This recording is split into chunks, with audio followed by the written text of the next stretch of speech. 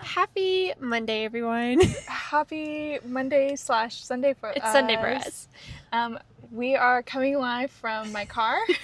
Allie will be driving. She'll be safely driving. Mac will be leading the conversation and I will be following her so that we are being safe. But this is the mess because we're not organized enough to, get things out how we need it to be.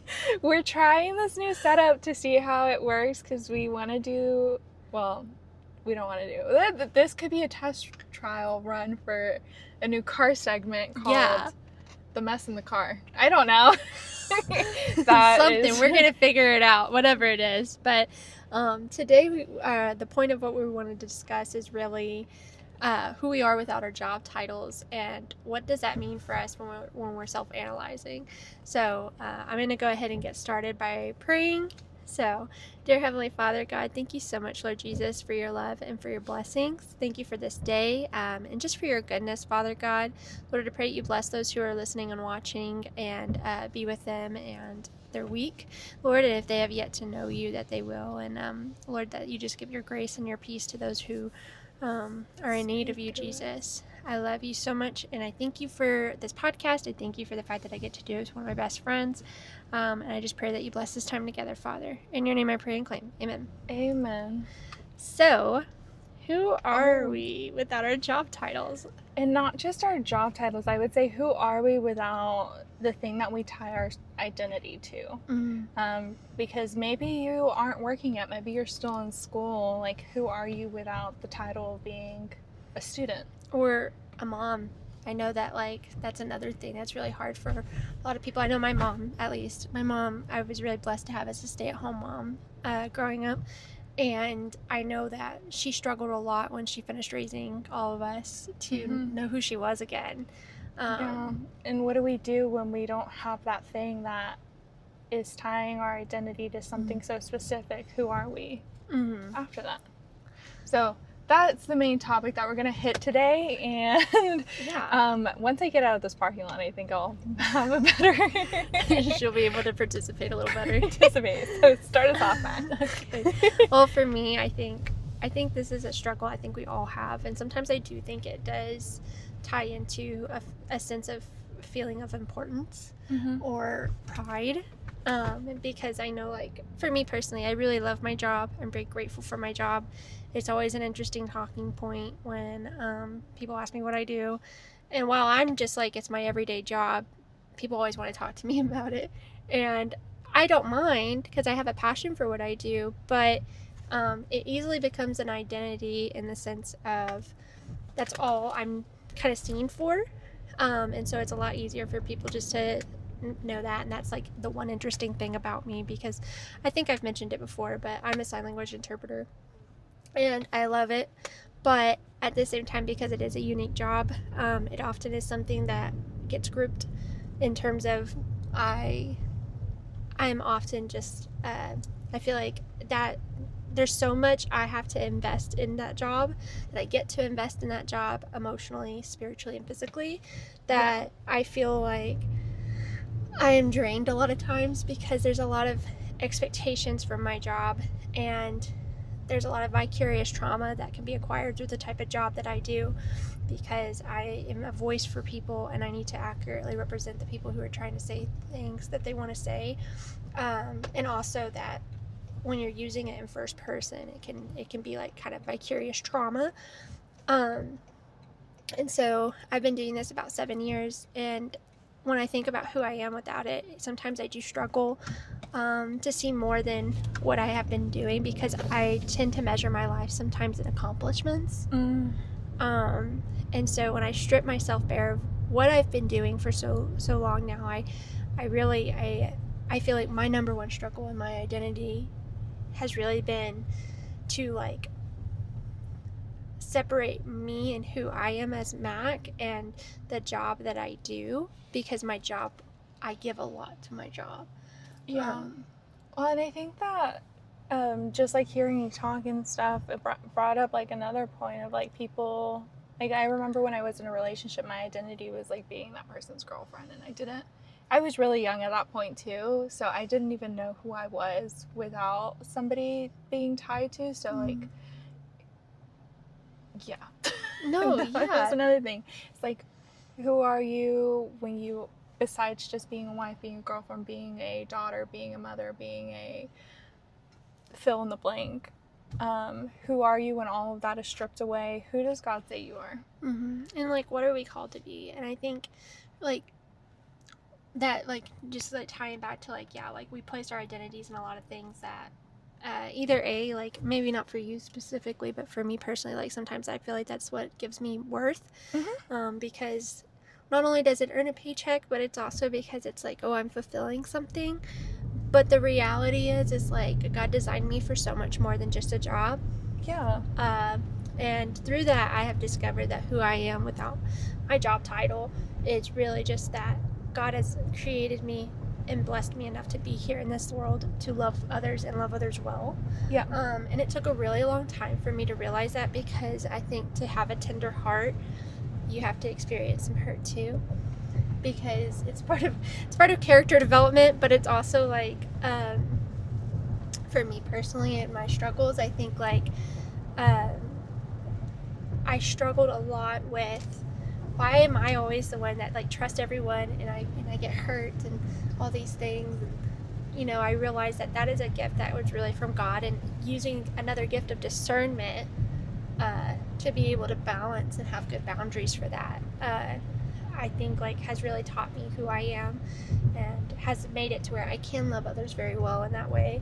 And it took me a while to get there, I think, because I did hold so much with my job, and it has consumed me for a few years in terms of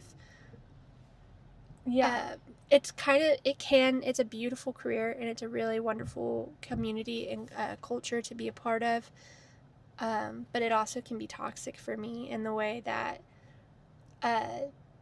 sometimes it's black and white in terms of like what you can and can't do, what you have earned the right to do in the community, even as much as dyeing your hair. And I know some of y'all might listen to that and that sounds like really extreme, but when you're in the deaf community, you have to remember, or just interpreting in general, that you represent more than just yourself as an interpreter. You represent the people that are your clients.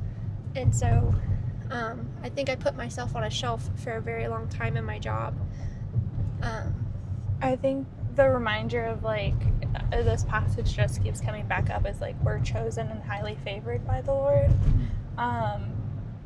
I'm not sure how exactly that fits into it, but like I know for me, whenever I was fresh out of college, my identity started being tied to, okay, what kind of position can I get? Like, what job could I have that would, in a sense, like elevate me? I don't know if that makes sense. Like glorify yourself. Glorify myself instead of it being like, dude, blinker. Instead of it being about like glorifying the Lord. And I think that was a change that didn't happen until I would say last year, when I was like, well, I actually don't love the job that I'm in, this previous job that I had. And I was like, is this really all that there is to life? There has to be more. Mm-hmm. And I think I had to do a lot of unlearning, because I do think that our culture and our society glorify our identity being tied to our job. Like when you meet somebody, it's always, hi, like the blah, blah, blah, blah, blah. What do you do for work? And that's like one of the first questions that we ask people when we get to know them. That and the weather. It's like it's like just the immediate response of like, that's an easy conversation topic, but it is a societal pressure that we have been placed in, because America is chronic in the sense of it's the hustle workforce culture, labor, and the idea that there's so much pressure to already know what you want to do and to have your life planned out, when the reality is we don't have control. We think we do. It's an illusion. It's a false sense of like security, and it's something that we put so much into because it makes us feel like we can control the situation when we can't actually control anything. Like you could be at a job for 40 years and then they fire you to hire somebody younger. Like that's it's a cattle system, you know, in a sense. And I think that can play a lot into like how we view our worth when we look at the jobs too, because like, you know, ever since the workforce revolution and all these things started, where people stopped being able to hone in on a craft they had and had to start going to work and work specific hours and all of these things, like for instance, Henry Ford, he was the person who like kickstarted the workforce revolution. I know we've talked about this so many times, and he hired, I think it was, I may be a little off on my numbers, but I think it was like 12,000 people with the intent to keep 3,000. And he was paying them so much more, and these people were like, well, I'm not going to do a job where you tell me, oh, I have to come in at this time, and do this. And it was so constricting, but he kickstarted that workforce that now it's become, you know, it was paying enough. So then people started being retained, and then over time, it became a societal norm here in America. Yeah, I don't remember too much of it. I do remember like Henry Ford, and like I thought he was the guy.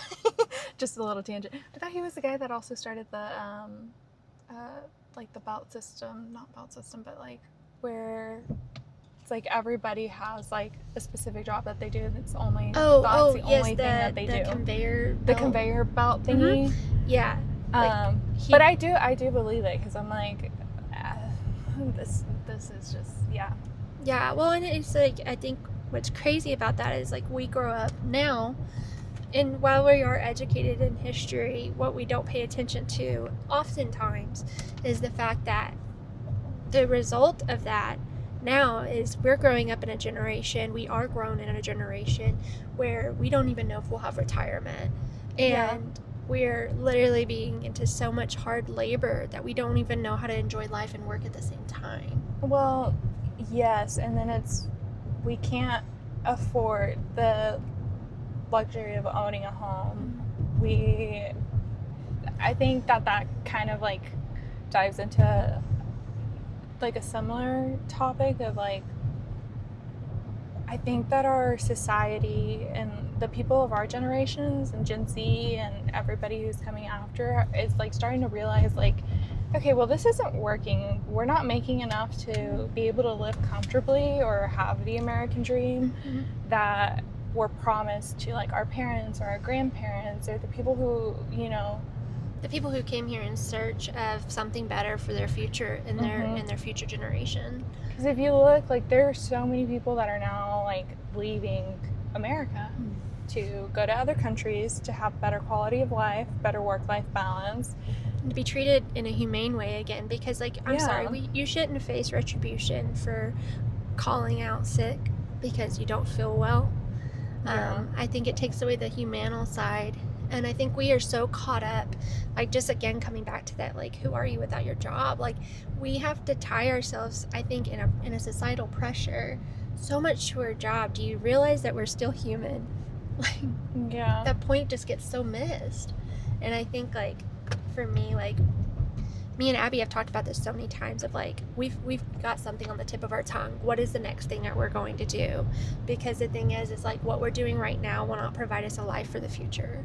No, and I think that coming back to that too, we both feel like there's more to life and more to, like, we both believe that God has something greater in store for us. We don't know exactly what that is yet, but we're walking in obedience, yes, and trusting that He's going to provide for us wherever we go. Yeah.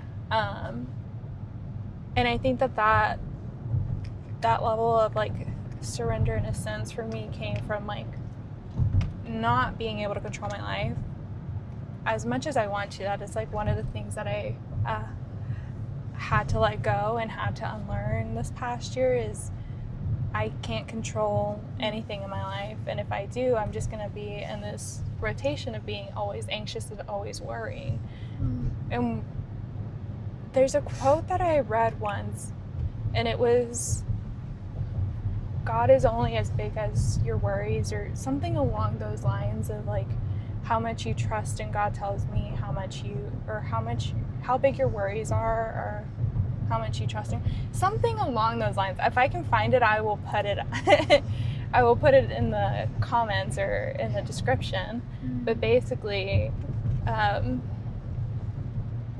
just had to unlearn the need of control and handing it over to God and putting my identity in him as opposed to putting it in like things that are just going to fade. Yeah.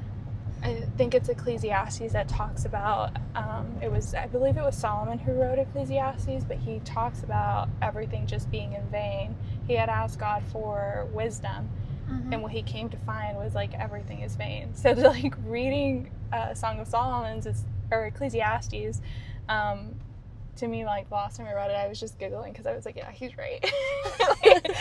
He's like, this is vain, it's all in vain. And I was like, you know what, you're right, it is in vain. But I'll say, like, just tying on to that, piggybacking off of you a little bit, like, watching Surrender, I think this is another reason, like, friendship and having someone in your corner is so important, is because, like, I'll say I learned so much watching you as a friend through the hurdles that you've gone through in the last year, in the last few months, between jobs, and really watching that surrender and understanding that, like, we really don't have to submit to a societal expectation, and that really God is the one who's sovereign. And in that we can place our trust in that. And I think it was really beautiful to watch how you were so faithful remaining in that, and just being like consistent in your peace. I think, like, anytime you were a little scared, just seeing you go back to God and say, hey, like, okay, please remind me, keep this in my heart. And it felt like, if I'm being completely honest, like, there were moments where it felt like it was just like a war against my mind, where I would have to be like, okay, God, I give my mind back to you. I surrender every like negative thought, every anxious and worry that I'm feeling right now, because I know at the end of the day, none of that's going to change. Like, those feelings aren't going to change anything. I need to put my trust in you. And that's not always easy. No, it's not. And I think a lot of things that we're talking about is a lot easier said than done. Yeah. Because even, like, talking about societal norms, like, this is what the work culture is in America.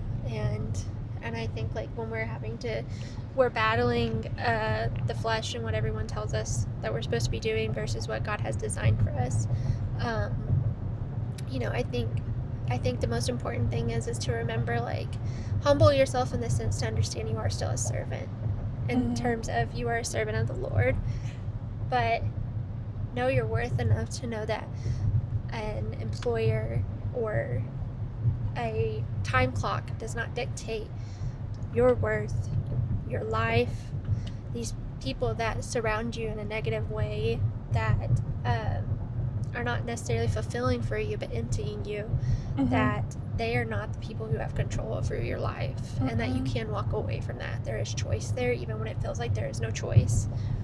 Yeah. And again, that's another thing that's easier said than done, but I think like for me, I'm very blessed to get to work with all different types of people, and all the things that I do, not just in my 9-to-5, but in my contract work.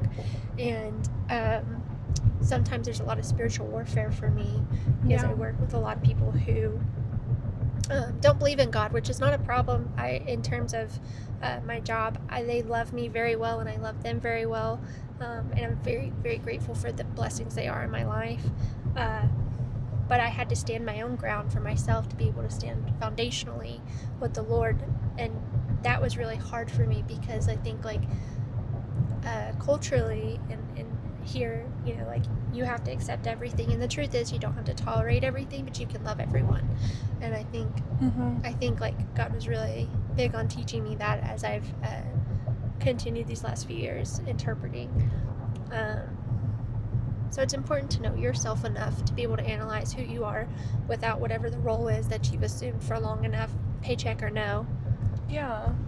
And like you were saying, is no matter where you are in life, like physically or whatever, like the environment that you find yourself in, you're not always gonna like believe the same thing that other people believe. Like, what you were saying at work, that at my last job, this new job that I'm in right now, I'm lucky enough to be remote, so I haven't had to deal with the workplace like dramas and stuff. But one of the things that at my old job was really hard for me was gossip.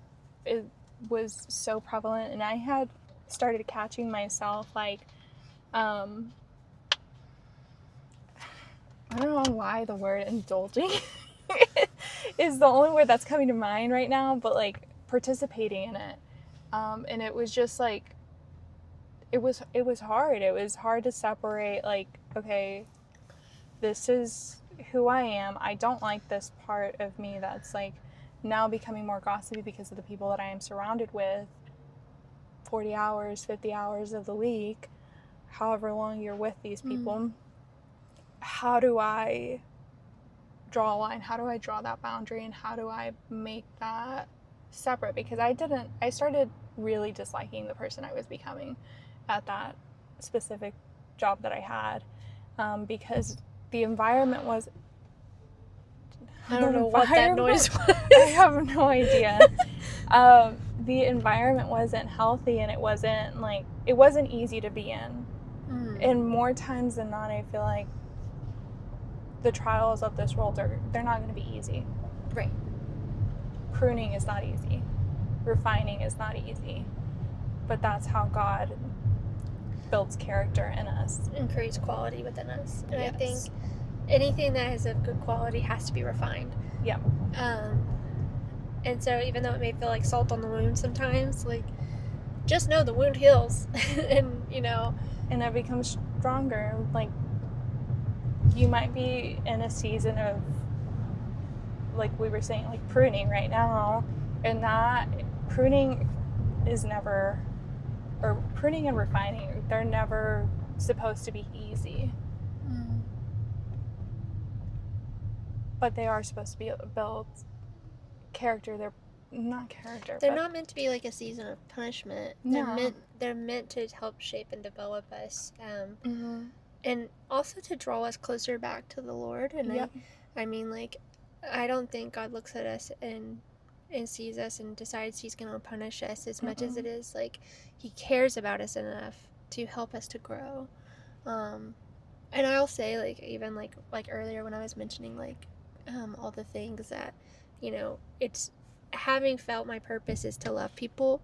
Like, learning that was so hard for me, because I was like, God, why did you give me such a sensitive heart when I just keep getting hurt?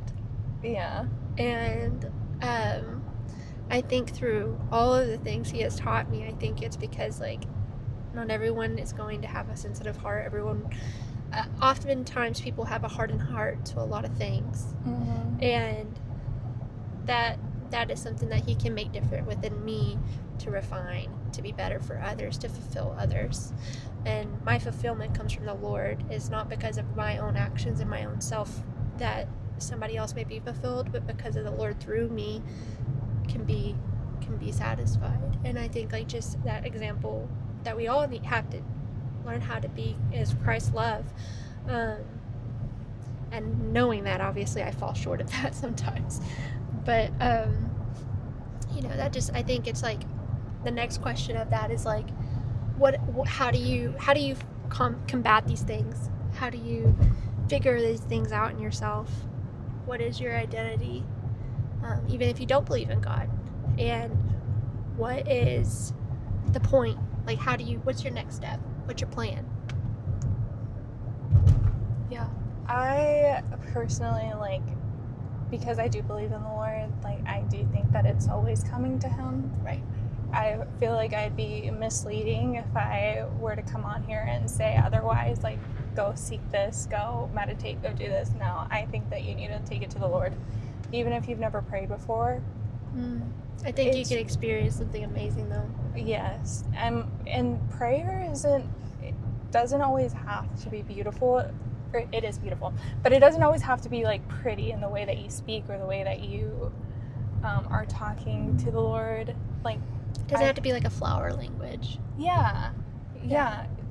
I always say, like, sometimes when I'm crying and I'm come to the Lord, I'm like, I don't even know what I'm trying to tell you right now, but you know what I need.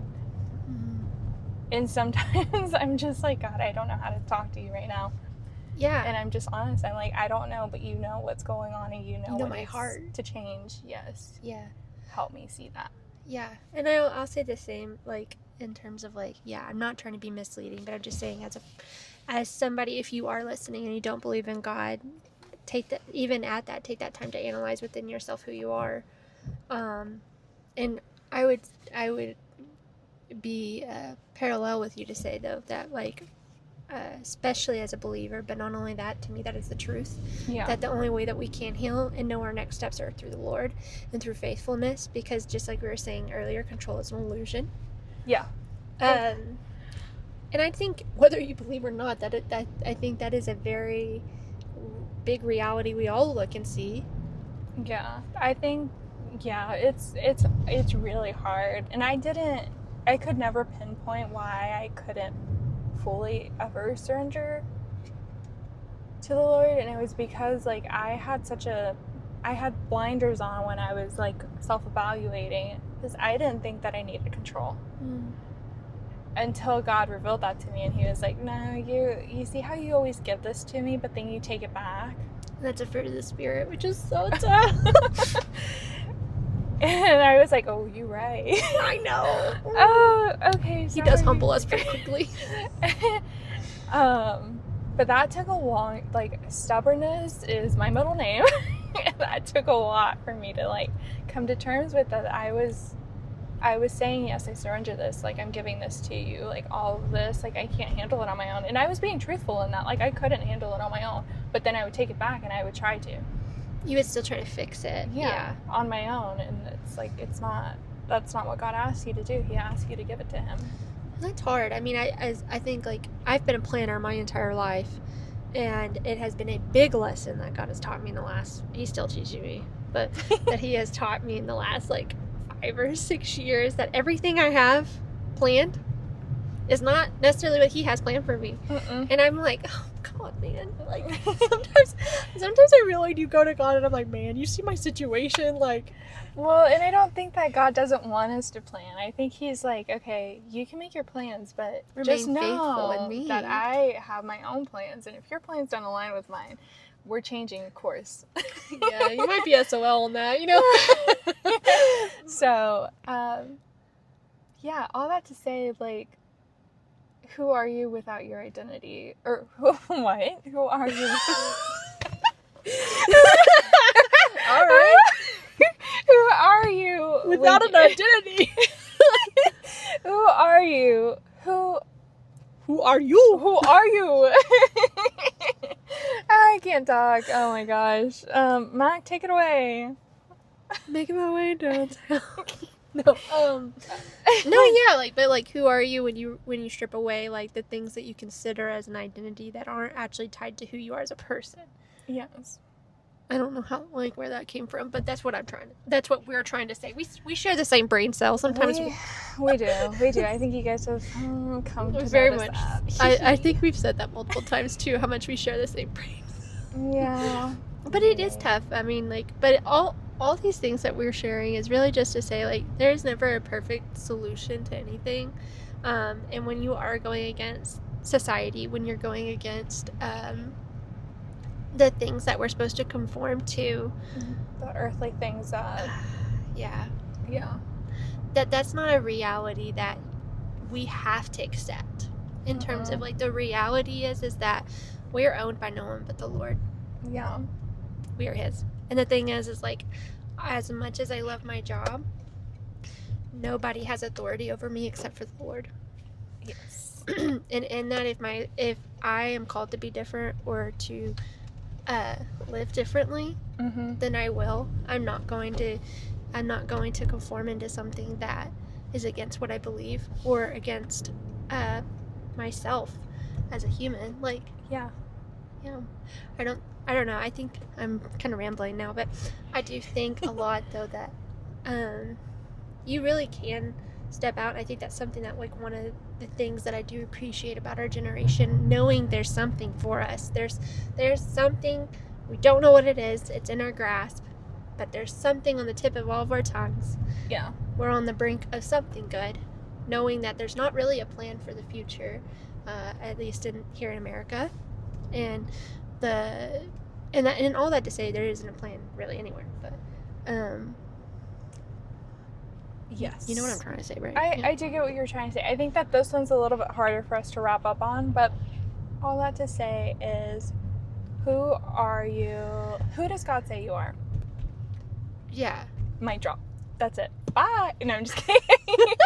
No, but like, yeah, like, I think definitely it became a little more spiritual led than both of us had really anticipated, but definitely just to understand, like, you were called to be known by Him and seen by Him and to live through Him.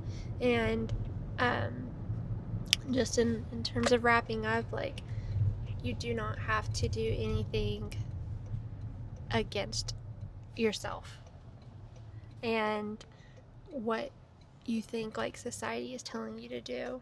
And even if that means you're working a terrible job, you can change that job, as hard as it is.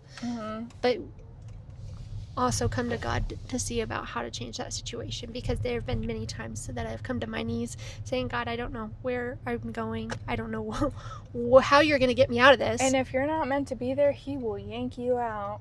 He will. Remember that, like, what was it, our last one of our episodes about love or whatever? Is it a singleness of pruning or punishment? And we were talking about literally, like, sometimes God works in express shipping. The legit though, He will do that. Like, sometimes, like, just in life in general. So just but take it's all in His heart. timing. Yes. That's something important to keep in mind. It's all in His timing. It might not happen when you want to, but there's a reason why you're still in a situation, or still at a job, or still wherever you are. If God hasn't pulled you from there, He's doing something. He's working in it. Yeah, and that can be hard sometimes, but come to Him in that. And He will relieve you in your burden, no matter how hard it can seem. And all that to say, just be encouraged today and in this week that even when you're facing hardships, struggles of any sort, that really you are only called by the Lord, that you're not asked to do anything that is against who you are as a person. Yeah. Yeah. Well, I think that's all we have for today. Thank you guys for joining us on this episode of Messy Moments Included. I don't think these people are leaving. Oh my gosh. We're trying to park. We are. They got in their car, but they're not leaving. But yes, thank you so much for joining us. We hope you have a blessed week this week, and we just appreciate y'all for listening. If y'all have any feedback or any comments, please feel free to share. And yeah, this is Mac and Abby signing out. Bye. Bye.